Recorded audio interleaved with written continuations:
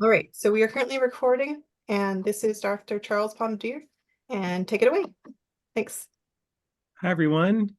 Thanks for Hello. joining today.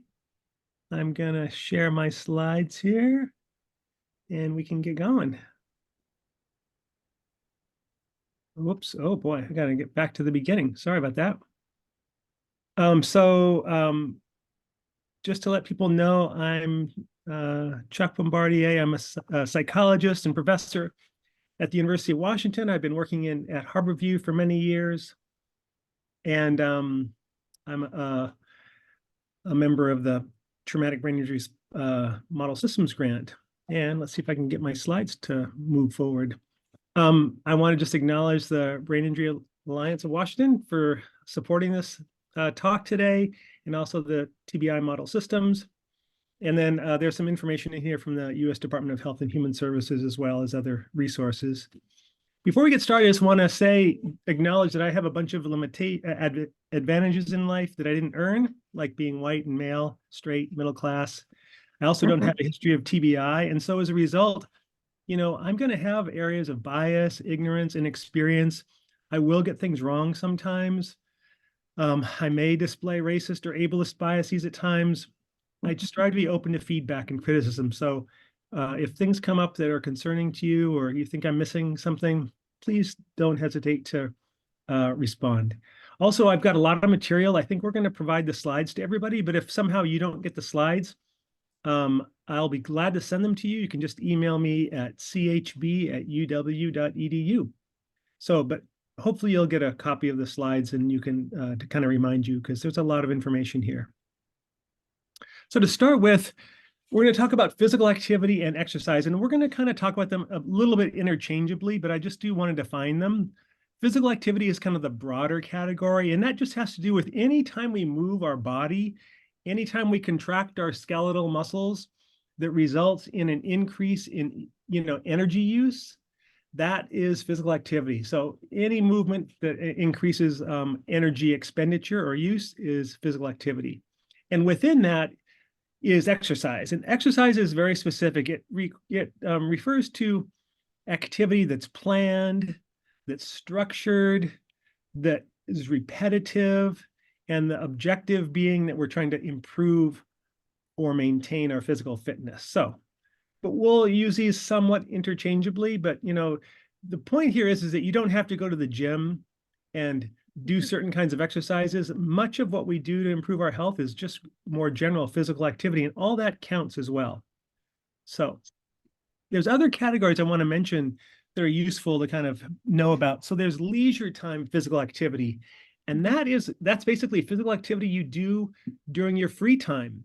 It's not part of your normal daily life. So you might do sports, you might go to the gym, you might do recreation, you might do hiking. That's all leisure time physical activity. And then there's what's called lifestyle physical activity. And that's physical activity that is related to your life, your work, household chores, school, or et cetera. And so that's also an important category. And then the third category to know about is called sedentary behavior. And we know that physical activity and sedentary behavior have independent effects on our health. Sedentary behavior that's activities that require minimal energy. Like right now, I'm sitting at a desk, or when I'm driving a car or watching TV. Or for wheelchair users, they're sitting, but they're not moving. They're not moving around or using their muscles. So sedentary behavior, sitting too much or being inactive too much, is an independent risk factor for poorer health. So we want to limit our sedentary behavior, and we also want to increase our physical activity to optimize our health. So let's go into some different kinds of physical activity that we can talk about, just so we can kind of get on the same page. First of all is aerobic activity, and this is a lot of what we talk about or think about when we think of exercise. Aerobic activity is activity where we use the body's large muscles, like the legs, and we move them in a rhythmic manner for a sustained period of time. So this includes walking or jogging, swimming, bicycling, being on a, elliptical trainer, a treadmill, things like that. When we think about aerobic activity, we can think about, first of all, how intense it is, how hard am I working? Frequency, how often do I do it? And then duration, how long do I do that? So I might do and have an intensity of 10, frequency of 3 times per week, and a duration of 30 minutes would be an example. Another kind of physical activity that's very important is strength training. Physical activity that includes strength training is basically designed to increase our muscle strength, our power, the endurance of our muscles, and the mass of our muscles. And examples include lifting weights, using bands, using just our body weight to exercise, like squats or push-ups, or carrying heavy loads, like that could be part of your daily activity, or gardening, another kind of thing that can be fairly, strength building if it's heavy. When we think about muscle strengthening, we can think of the intensity, like how much weight or force is used, frequency, how often do we do it, and then sets and repetitions. So how many times do I lift those weights? How many push-ups do I do? How many sit-ups do I do? And how many sets of those repetitions do I do? So we kind of count those oftentimes. And then a third category that's really important, and I think it's really, it's been around for a long time, but I think it continues to be increasingly important, which is mind-body physical activity or exercises. And this is a form of exercise that combines bodily movement, mental focus. Often it involves controlled breathing. It's used to improve our strength and balance, our flexibility, and our overall health. And some examples of this are things like yoga, Tai Chi, Qigong, and Pilates. So those are 3 broad categories. All of them are important, and we'll talk about the benefits of each of them. The U.S. Department of Health produces guidelines for adults on physical activity, and the last time it was revised was 2018. And it looks at and kind of just gives a lot of information on what are the health benefits of exercise and physical activity.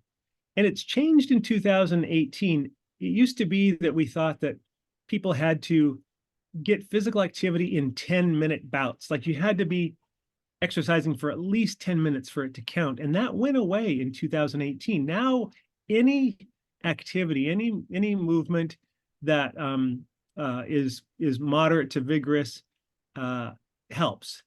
And so the adage that really kind of came from this 2018 revision is the idea that we just want people to move more and sit less. If a person's in a wheelchair, we don't want to bias against that, but it would be sit motionless less. Try to move when you're in your wheelchair. We want people to get at least 150 minutes, or at least have that as the goal per week, of moderate aerobic activity or 75 minutes of vigorous aerobic activity. And then I'll talk about what those are in a minute. They also want people to get muscle strengthening activity twice or more a week, involving all the major muscle groups. And for people with chronic health conditions or older adults, the guidelines are really the same, but they just encourage people to do as much as they can, understanding that maybe some individuals may not be able to do as much. But more is better. So the kind of physical activity intensity that is most helpful are moderate intensity or vigorous intensity. There's also mild intensity, which is where the body's not really being challenged very much. So the health benefits of physical activity exercise really come into play when we have moderate intensity or vigorous intensity. So if you can think of intensity on like a 0 to 10 scale, with 0 being not at all intense, really no activity, 10 being as much as intense as you can exercise, moderate intensity would be like a 5 or a 6 on that scale of 0 to 10. And the way to kind of know that you're in the moderate range is that you can talk, but you can't sing. You're breathing hard enough that you can't, keep singing a song. Vigorous intensity is more of a 7 or 8 on that scale. And you can't say more than a few words without pausing for a breath when you're doing vigorous intensity exercises. So this kind of tells us, that we want to get our goal should be 150 minutes of moderate intensity, or half of that, 75 minutes of vigorous intensity. Vigorous intensity counts twice as much as the moderate intensity in terms of the health values. So I was going to kind of ask the group to maybe estimate, might be kind of interesting just to estimate how much moderate to vigorous physical activity do you engage in each week. I was just going to kind of go through this myself, and maybe you can do this with me, and maybe put it in the chat how many minutes that you're getting already, right now per week, if you want to do that. So let's go through this. On average, how many days per week do you engage in moderate to vigorous physical activity, like a brisk walk? So for me, I walk for 20 minutes, 5 days a week. So that would be 100 minutes per week. I know that I get that in there. So that's that's 5 days a week. I get that. And then on average, I do 20 minutes at that level. So that would be 100 minutes. Now, also, I play tennis, and I play singles tennis a couple times a week. Usually that is about 75 minutes. And that's twice a week. So that is another 150 minutes. So I've got 100 plus 150. So I'm getting about 250 minutes of moderate to vigorous physical activity per week. So I'm just going to, that's kind of what I'm doing right now.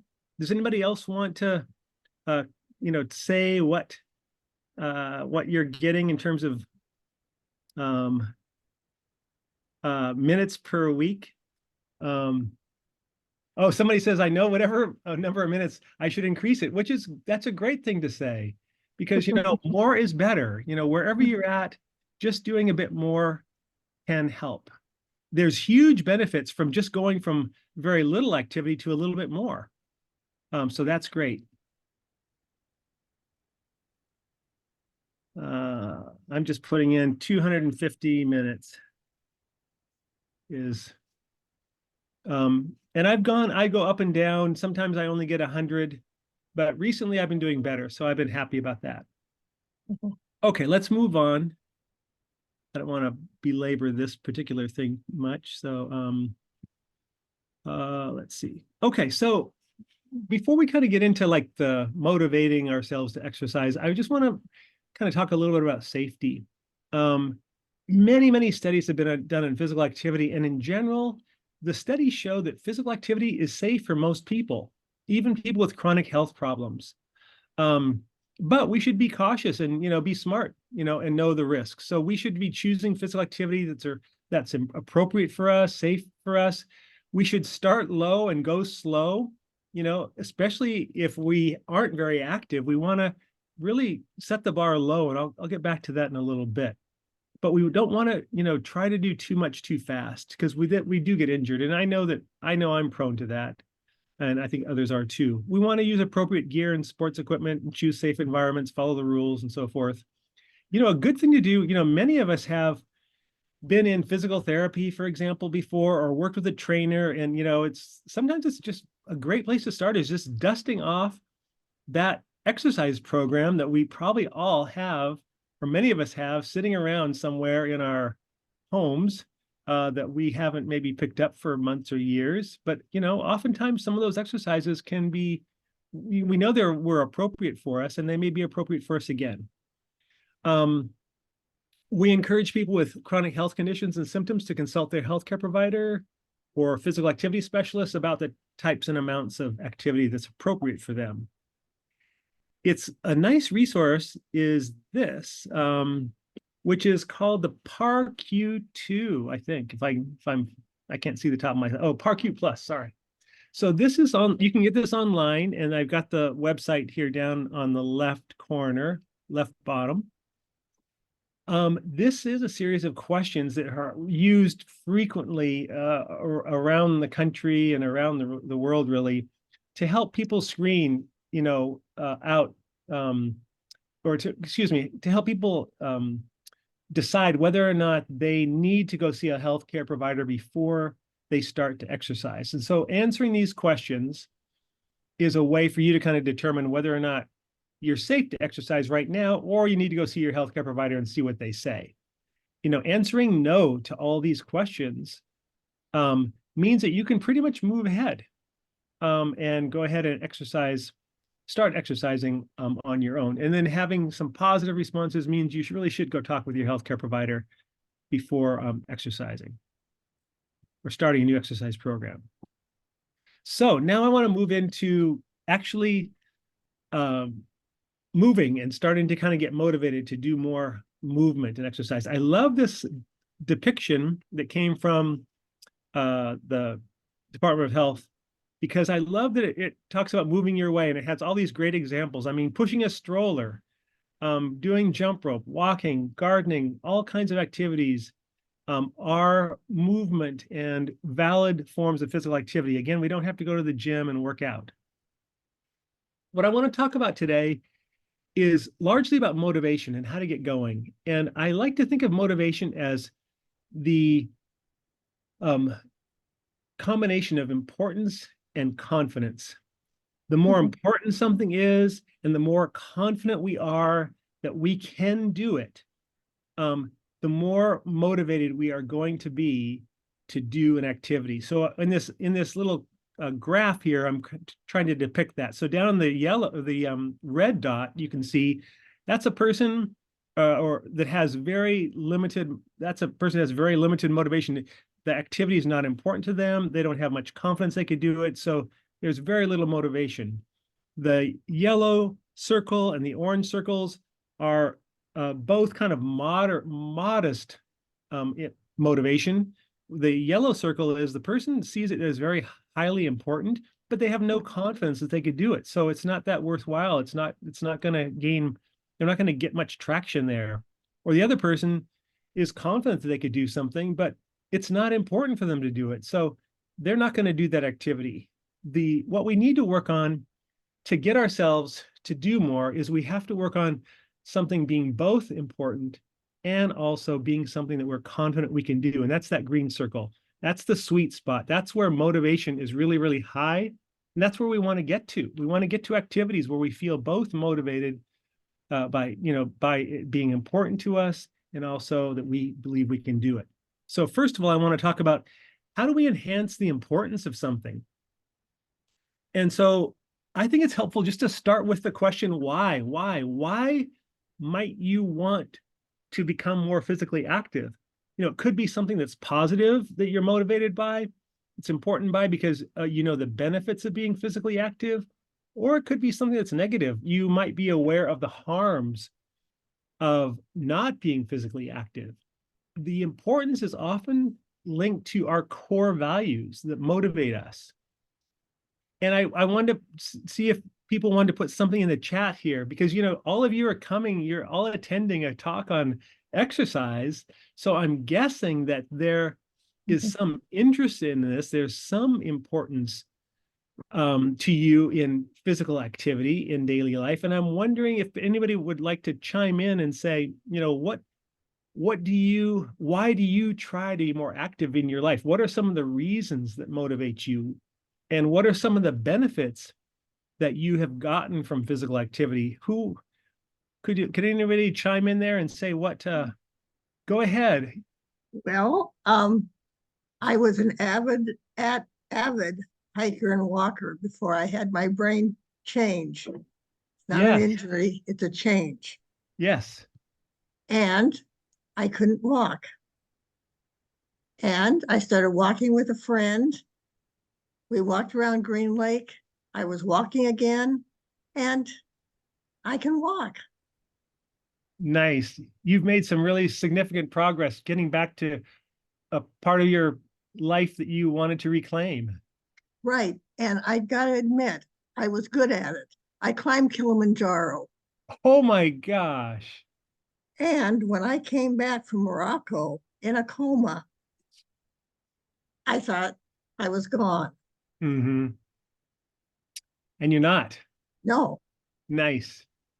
Nice. I, and the thing that I think works really well for me is I have a habit. Walking for me, I mean, I love it, but it's also a habit. Yeah. And every day I get up, I also draw. I'm an artist. Cool. I get up, I draw, I watch some really good TV, some travel or something that's good. Mm. Then I draw, and then I walk. Nice. And if it's good weather, I walk just as far as I can. That's awesome. So I'm it is a habit. Thank you. That's so important to develop those habits. I got some people here chiming in. Michelle said that she's motivated by having better lungs, a stronger heart and lungs. Erica said have less pain, more energy to do things that you want to do, feel more confident, more energized. Awesome. Yeah, and somebody said, what an amazing thing to have climbed Kilimanjaro. Yeah. And Very good. I walked across England from Oh when my it gosh. together on the Wainwright. Oh man, that's awesome.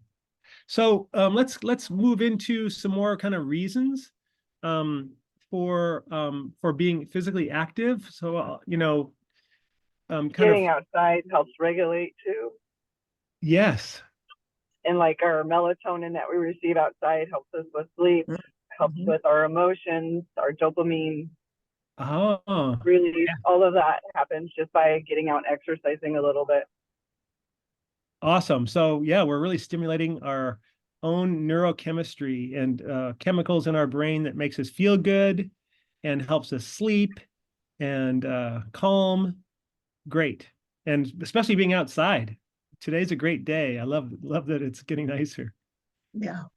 Good. Thank you for sharing. So let's move on to maybe some things we know from the science of physical activity about the benefits.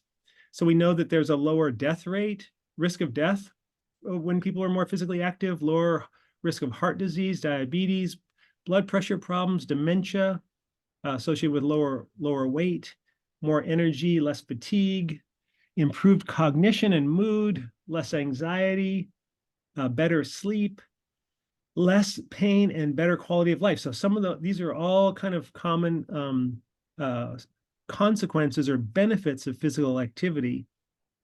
There's also those are kind of long-term. There's some also really interesting immediate or short-term benefits. And I wonder if any of you have noticed these, but a single bout of moderately intense exercise decreases negative affect. So it decreases depression, it decreases our sense of stress, it decreases our anger, and it decreases feelings of confusion.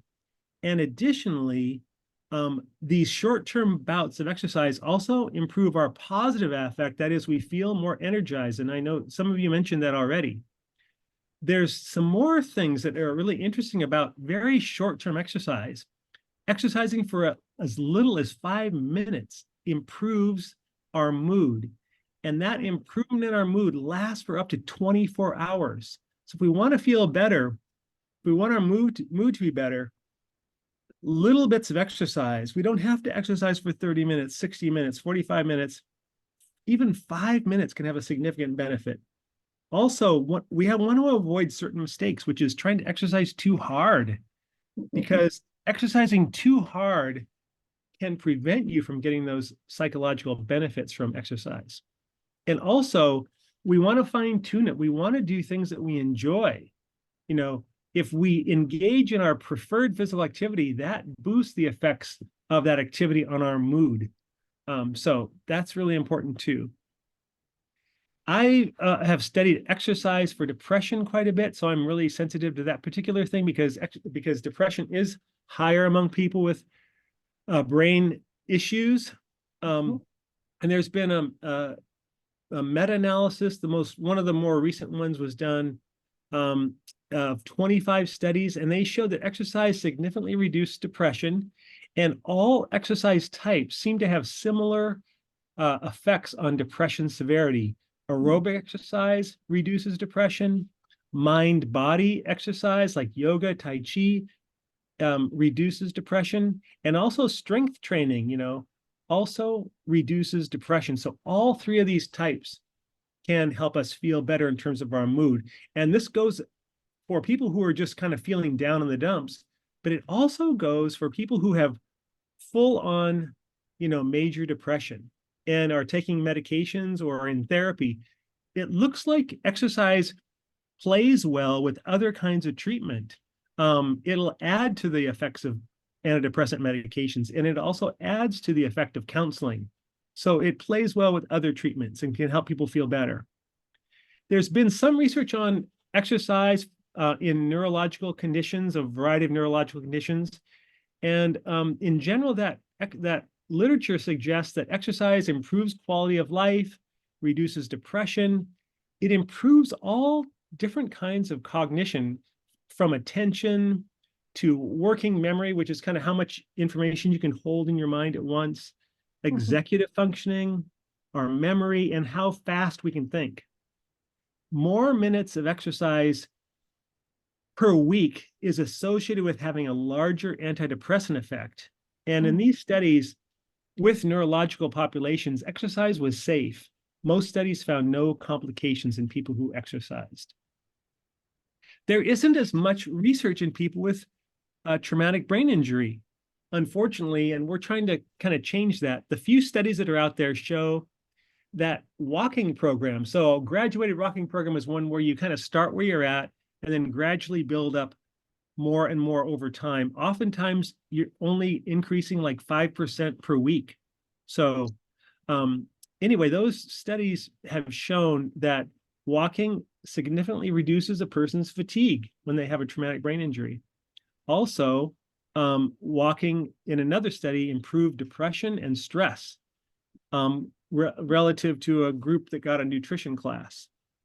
And then there's 5 small studies that were reviewed that showed that specifically Tai Chi and Qigong in people with traumatic brain injury improved their daily functional abilities, improved their thinking abilities, improved their psychological status, and quality of life, resilience, and emotional well-being and regulation were impacted positively.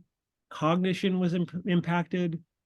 They had higher positive affect and well-being. So these kinds of exercise strategies, we're just beginning to study them more in brain injury, but they look really promising.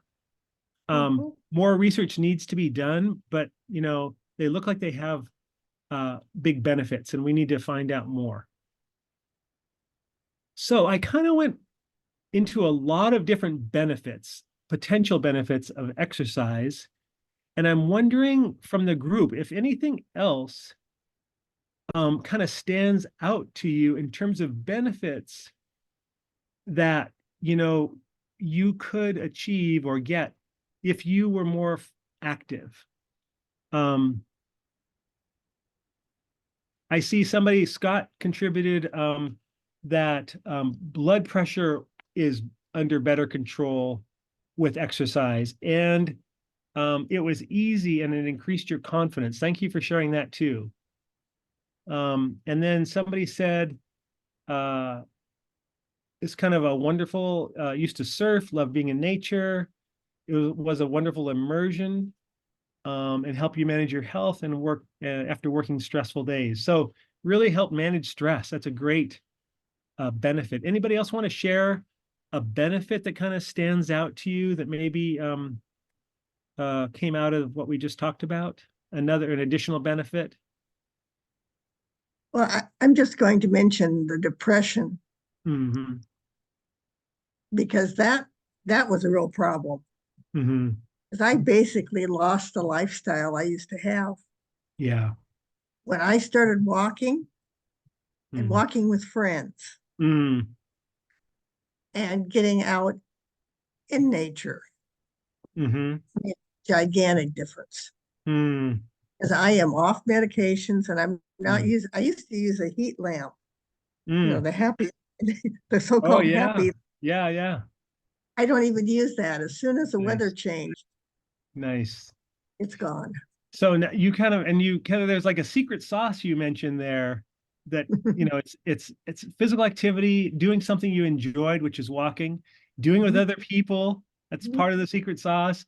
Being able to go outside, all of those really maybe work together, right? To make it even more powerful. It's great. And Great combination. and the other thing that I figured out, I used to be a teacher, so I learned to teach myself through all this. Mm-hmm. What I do is if I'm doing one thing and I get a little down, Hmm. then I'm a little off kilter. It's just Hmm. not working. I look at it, I say, okay, what am I doing? What can I do that's different? And I just change gears. Hmm. I just go from physical activity to something as intellectually challenging as I can do. Hmm. Just basically kind of a drawing thing. Hmm. But the idea of just changing, because if I get focused on one thing, my brain overloads. It Yeah. just it just doesn't want to do that anymore. Yeah. I've Yeah. done enough of this. Yeah. And Nice. that's my little secret. Nice. And it Thank you. really worked well. Thank you. I love people are commenting, connecting with the rest of the world. We're only part of it. It's good to be reminded the earth is home to so many creatures and living things. So kind of a oneness with the earth that we can get with exercising outside. And Mhm. then the secrets of the blue zones living to 100, another nice contribution that we can remember that as a resource. So thank you. Let's move on. Hey Chuck, real quick, I see Oh, that yeah. it looks like Holly has had her hand raised for a while. Oh, I'm sorry. I So didn't I just, see hand yeah, raising. sometimes I miss the hand raises, so I just Thank you. wanted to make Holly, sure go we. ahead. Thank you. Oh, no worries. Yeah, no big deal, no worries. No, I was just gonna say that, sorry. I was just gonna say that my goal is eventually when I can get past the try to exercise at anything at all, like even see, wheelchair yoga Yeah. at senior center without physically collapsing during it. My goal eventually is to the neurofatigue is severe, like really severe. My goal is just more socialization. I was an extrovert before my accident, so I'm more socialization. So that is going to Mm. be a benefit. And sorry, that took me a long way to spit that out. But yeah, for me personally, um, every time I try to do anything, my body um, doesn't cooperate. So luckily for me, though, after waiting for 9 months for all the stars to align, I have a PT coming with a 90-minute intake for home PT Awesome. Friday. So I'm beyond thrilled to get this party started and hopefully not keep collapsing every time I try. So Oh man, yeah. Sounds like yeah, you've really been struggling with this. Thank you for sharing that. I love that you yeah, mentioned how being physically active can be a platform to like achieve our other goals, like being with people, exactly, socializing. exactly. That's so important. Yeah, We need it thank to you. do other things. All right. Yeah, All thank right. you. So oh, I was going to just share my own kind of little journey on this a little bit, importance, how importance links to our core values. Maybe I think maybe we should actually, I'm going to go through this really quickly because I think we should move on a little bit, but I've been in situations where I was asked, what were my reasons to exercise more? And I noticed that when I kind of write this, it's a helpful exercise to kind of write down or talk through what your reasons are. And of course, the reasons kind of start off more superficial. I said I want to be more healthy when someone was asking me about this. And then I said, yeah, I consider myself to be an athlete and I wanted to remain that way was another reason. And then a little bit more deeper, I was kind of getting closer to some core values that I want to have more endurance so I can hike with my wife. That was a little bit more personal. The point I'm making kind of here is that, as we inquire in ourselves about our reasons and try to see why and how exercise is linked to our core values, if we investigate a bit more, we can go deeper and deeper. And as we get more deeper, it's more powerful. So, as I explored this more with somebody one time, I kind of went from these superficial answers to things that were a little bit more salient for me. So I acknowledged that to that person that I had some health problems and exercise might help. And then finally, when I explored it a bit further, I realized that the real reason I thought exercise was important is that I love my wife. And at this time when I was exploring this, doing more exercise, my wife was very, very worried about my health. I had some severe health problems, some challenges, and exercise was one of the ways that I could improve my chances for recovery. My wife was scared out of her mind for me. And I realized that the most important thing about exercising was that I needed to show my wife that I was willing to do everything I could to, get over this and get through this condition. And once I kind of made that connection with my deepest values, that really changed my behavior. It took some work to make that connection, but it was very powerful when I did. And so I just want to recommend that to you to kind of really look at, why do you want to exercise, and think about your values. And here's kind of one way we could, here are some kind of common values that we have. And I wonder, if any of these resonate for you. Do you want to exercise or be more fit and more physically active as part of being a good parent or spouse, or feelings of competency or health, attractiveness, energy, just being responsible, feeling youthful, feeling athletic? Maybe it's a spiritual issue. We want to take care of the temple of our bodies. Maybe we want to feel disciplined and efficient, independent, be a good role model, in control, strong. All these things, being faithful, all these things could be values that we have that relate to wanting to exercise. So I think exploring that a little bit, spending some time with how exercise or physical activity is related to our values can be helpful, can be powerful. I'll just gonna note here that some people mentioned that exercise has helped lower concussion symptoms. That's a really good point. That's true in the research as well. Some days breathing is exercise. Absolutely. Breathing exercises are actually very, very helpful for people. So kind of want to move into the next phase of this talk, which is, now we've talked about importance. Now I want to talk about confidence. And how do we build confidence to be more active? And so I'm going to suggest a number of different tools or things we can do to build our confidence, since that's the other half of the motivation. So first of all, we'll talk about baby steps, SMART goal setting, commitment, self-monitoring, rewarding, noticing prompts and cues, and problem solving. So that's kind of the tools I want to just go over in our remaining time. So let's see if I can move ahead here with my slides. There we go. All right, so baby steps. Here's the thing. I don't know about you all, but for many people, we often set our goals too high. Then we fail, we get frustrated, and we give up. So that's one of the traps we can fall into in trying to become more physically active, right? When that happens, it erodes our confidence and makes exercise not pleasant, but unpleasant. And instead, we want to set goals that will increase our confidence and our enjoyment. One of the things we try to do when we counsel people to become more physically active is, once they try to set a goal, we ask them, how confident are you that you can do it? And if they tell me on a 0 to 100 scale, what percent confident are you? If their confidence is less than 80%, it's like, okay, we got to start someplace else. We got to revise this goal so that you can tell me that your confidence is at least 80 or 90 or even 100%, because we want to build success. Another way to kind of think about kind of building confidence is, think about a physical activity you're already doing and just build on it. I remember, this is years ago, but we worked with a woman who all she could do was walk to her mailbox. She was so deconditioned. Oh, actually, another woman, all she could do was stand at her sink.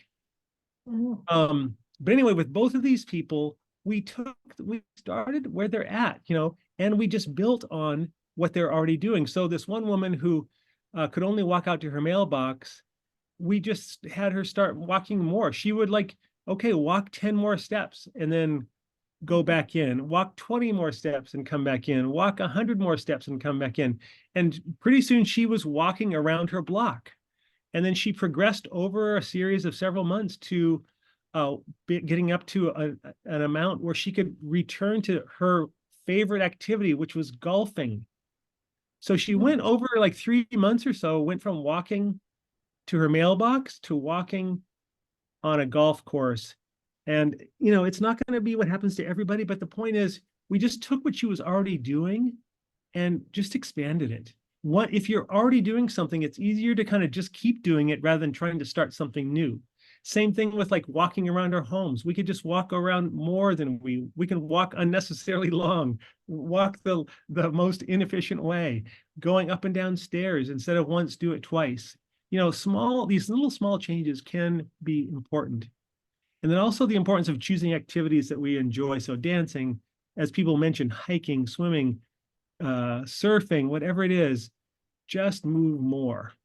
So I'm a big fan of baby steps. Start where you're at and do a little bit more and then build on that, like 5%.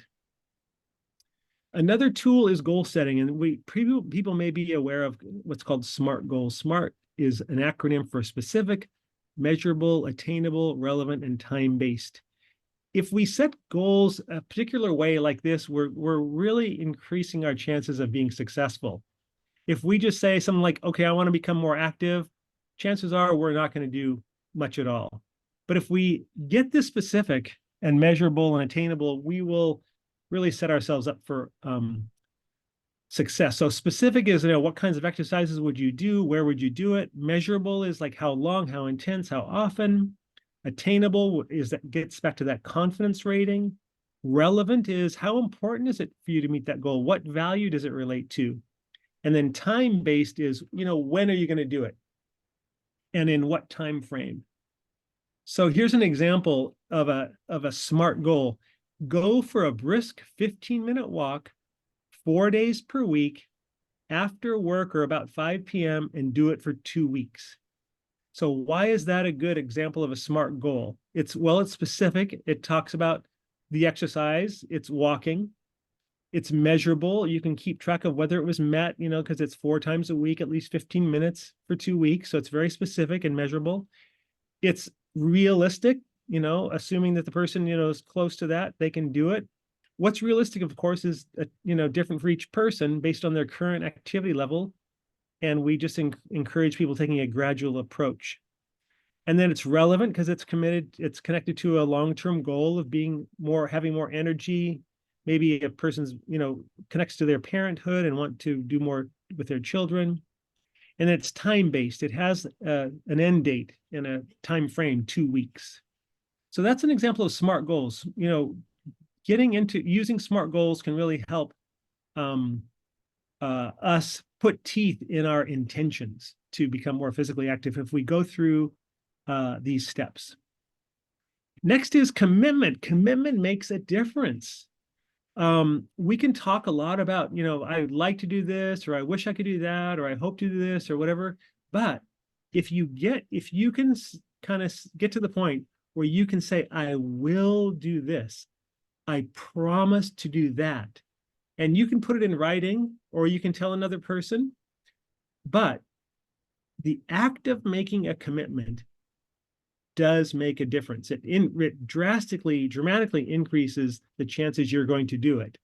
So this is you know, just an example of a commitment. I promise to go for a brisk walk Monday, Wednesday, Tuesday, Wednesday, Thursday, Friday, and Wednesday, Thursday, take Friday off at 5 o'clock for next 2 weeks. So by putting it in these terms, we really increase our chances. Next is self-monitoring. Self-monitoring, if you look at the studies that are done on helping people become more physically active, self-monitoring is huge. We've got to do several things to help ourselves here. One is just writing down what we're planning on doing, like whether it's a calendar or a piece of paper on the refrigerator, or maybe a pad of paper, or if it's a spreadsheet, or it's a calendar invitation or note on our smartphone or our computer, whatever it is, writing down what our goal is and then being able to check it off. Isn't it gratifying when we get something done and we can kind of just check it off? We did that. That seems to be a very powerful thing to do. You can use technology. You can just use, old school monitoring things with your watch, or counting your steps with a step counter, a pedometer, or a smartphone, whatever you want to use. Monitoring your progress and keeping track of that somehow and checking off when you've completed your activity is really a powerful way to improve your chances of becoming more active over time. Next thing is rewarding ourselves. I don't think we do enough of this. My wife jokes about, when she does something, she says, I want a parade. And so we should give ourselves parades sometimes, little parades when we get done what we say we want to do. So, it's a little bit silly, but we could use stickers or stars. And it's kind of fun to just put some money in a jar every time you work out. And then, after a couple of weeks, use the money to go get something special if you want. You can use other rewards, all kinds of things work, a nice hot bath, a shower, a cold drink, healthy snack, any of these things can help. But, we should notice and acknowledge ourselves for our accomplishments and rewards. Just proudly sharing the accomplishments with the family or friends who are supportive of our trying to make these changes is a way of rewarding ourselves too. The next tool is one that I think that we don't pay enough attention to. And so I want to spend a little bit of time on that. And that is using cues and prompts. Cues are things in the environment that make us want to do something. So a great example of a cue is you see a jar of cookies on the kitchen counter. What are you going to do? You see them there, you're going to eat them, right? Or another cue that's more relevant to physical activity is, watching screens, right? When the TV's on or the screen's on, what do? We sit down. We become still, or we lie down to watch that screen. We don't move. So it's worth paying attention to what cues in our daily lives cause us to be less active. I can tell you for me, coming home at night and after dinner, turning on the TV is a cue for inactivity. This time of the year, watching baseball sometimes, a cue. I like baseball, but I'm just sitting on my butt. Excuse my language there, but it's true. It'd be nice if I went for a walk. We could also think about cues in our daily life that cause us to be more active. And the whole idea here is that can we get rid of some cues that cause us to be less active? Can we find some first of all, can we identify what the cues are to be less active or more active? Can we get rid of some of the cues that cause us to be less active? Can we identify some of the positive cues and improve those, increase those? So here's some examples just to kind of show you. So here's some ways to use prompts and cues. So let's say you want to go for a walk to break up the workday. So maybe we could program in reminders into our phone. We want to go for a swim after work. So we can bring our goggles and put them beside our computer. Exercise first thing in the morning, set our gym clothes and our running shoes next to our bed. So they're right there when we get out. A sticky note on the bathroom mirror might remind us that we want to go for a walk in the morning right after getting dressed. So things like this can be ways we can just use cues and reminders by putting things in a place where we're going to see them and they can remind us and cue us to become more physically active. I like this one, go for a bike ride after reading. Put a sticky note reminder on a page a couple chapters ahead in the book you're reading. Just little things like this. So a lot of good ideas that maybe we can apply here. Can I make a point at this level? Yes, of course. One thing that I have heard from a few other brain injury survivors and I utilize, but I haven't heard enough of, So with brain injury, certain efforts and certain people have problems that are like they're hard to do problems, they're symptoms. And I found that putting exercise at the end, it's called pacing, but it's not really pacing.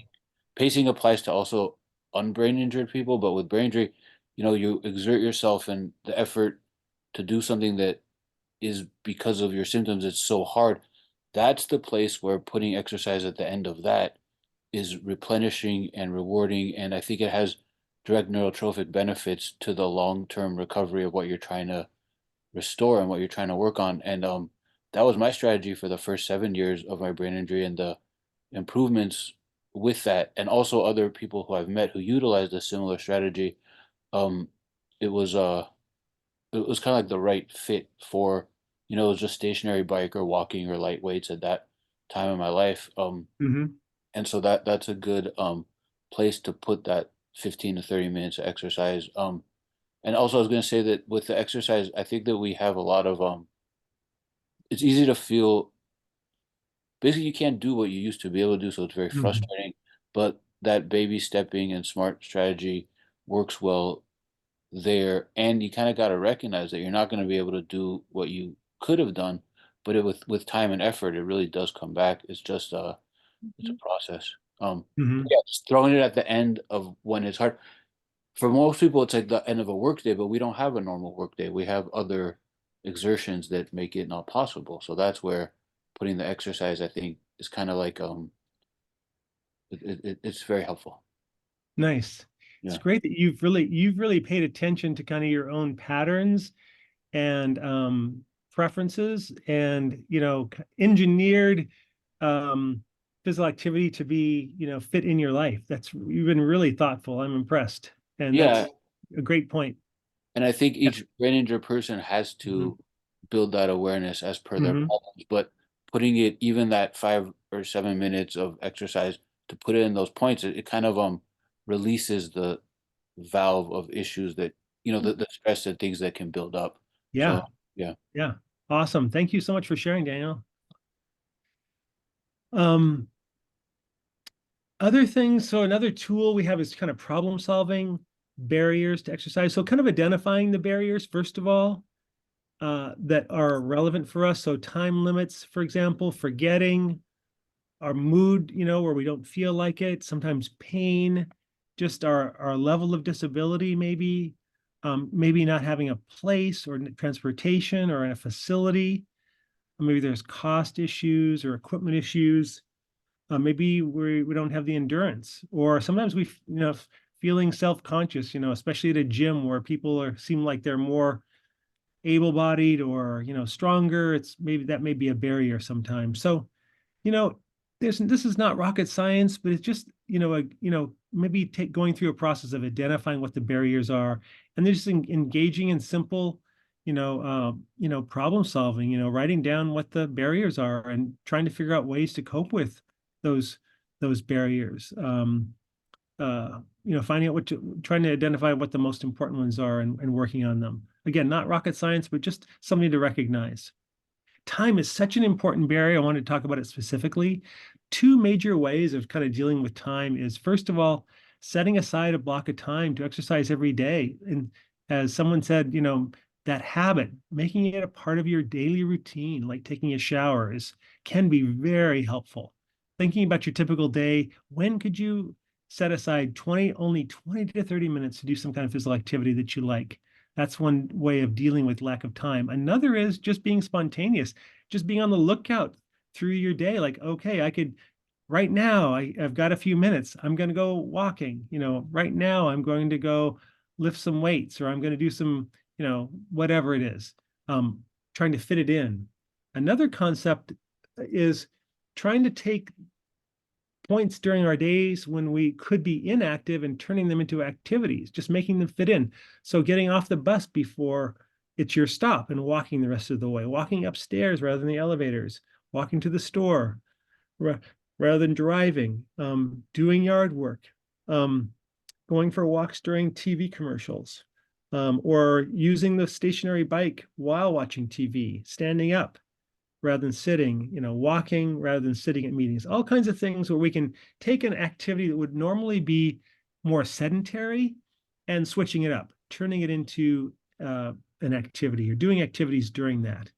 There's another concept I really like too, which is called fitness snacking. And there's a couple of links here that you can go to, but fitness snacking is just like very brief bouts of movement during the day that you can try to engage in. And this gives links to an article. And then there are full body workouts that can be done in just 7 minutes. And there's been a lot of research on these full body workouts. They're called like a 7-minute workout sometimes. And you can get these apps to do these workouts on your phone. And then it'll take you through them, shows you how to do the exercises. It times you and cues you to do the next one and so forth. So that's another kind of interesting little way to try to squeeze activity and exercise into your day. Can I ask a quick question? Of course, yeah. What's your thought on rebound exercise with TBI? Tell me what you mean by rebound exercise. So rebound is like a trampoline, but it's a different type where it doesn't give you the jerk. That's why it's called a rebound, but it's like a small trampoline that they have a bar for people that need to have balance.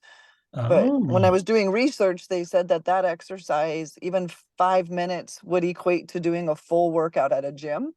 Wow. Because of what it does to your lymphatic system, your adrenals, the bouncing up and down signals from the brain to the rest of the body parts. And so I was just curious. I get a slightly dizzy because of my TBI with it, but I do feel better. So I've continued it. But I don't know the correlation between TBI and rebound. So I was curious. Interesting. Really good question. Thank you for bringing that up. It sounds really intense. I mean, it sounds like it's like jumping rope, but on a little, I've seen those little trampolines and things like jumping are very vigorous. So I'll bet you get a great workout with that. As you're mentioning, it might be challenging for somebody with balance problems. On the other hand, if you were doing it safely, it might really help balance. Well, that's what I'm hoping. It has a bar and I no longer need the bar. So isn't that cool? So it really did improve your balance. Yeah, that is nice. I like it. I don't know much about it, but it sounds great. I mean, things like that are pretty vigorous. And you can get a lot of benefit from that kind of vigorous activity. Like I mentioned earlier on, that's worth 2 times as much as the minutes that you do of just moderate activity. You're getting twice the impact. So yeah, that's HIIT workout, right? Yeah, exactly. High intensity interval training. Hey everyone, really quick. We are just at about 1 p.m. So I just wanted to give Dr. Bombardier, sorry, no worries. a chance to wrap up. And then if people want to stay a little bit after and chat a little more after I finish the recording, that's up to all of you. I can definitely keep it going. But I just want to give you a few more minutes to just summarize and. Thank you. We're right at the end. So there's some resources here. If you get the slides, Love Your Brain is a great program. Here's where the physical activity recommendations are. There's a What's Your Move. There's the National Center for Health and Physical Activity and Disability that has lots of resources at all these sites. So, and then, yes, let's just, the wrap up is just that, we talked about how physical activity can be a powerful tool to improve our health in a lot of different areas.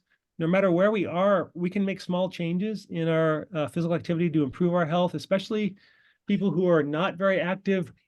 Increasing your physical activity even a bit can have a powerful effects.